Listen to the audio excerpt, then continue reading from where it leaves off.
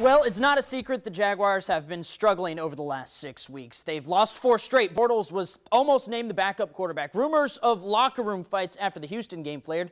Arrests in London. And today, AJ Bouye told reporters he was ruled out for the game against Indy this weekend. Seems pretty normal, except the trainers were unaware. Coach didn't even know.